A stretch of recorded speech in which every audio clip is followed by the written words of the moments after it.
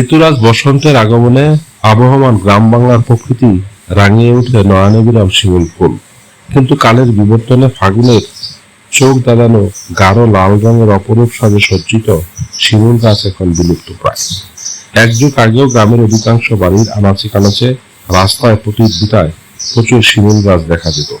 গাছে গাছে ফুটে ওঠা শিমুল ফুলই স্মরণ করিয়ে দিত বসন্তের আগমন। প্রাকৃতিকভাবে তুলা আহরণের অন্যতম অবলম্বন ছিল শিমুল গাছ।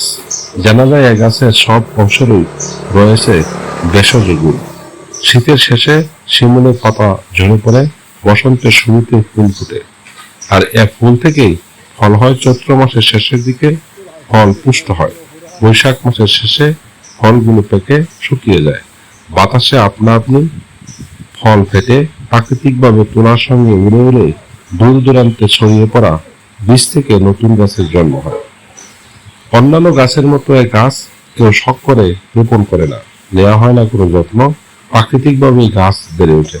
এ গাছের সব অংশই কাজে লাগে। এর ছাল, পাতা ও ফুল গবাদি পশুর খুব প্রিয় খাদ্য। বর্তমানে মানুষ এ গাছ কারণে অকারণে কেটে ফেলছে।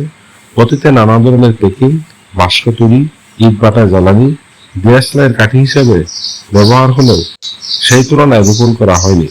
ফলে আজ বিলুপ্তির পথে শিমুল গাছ।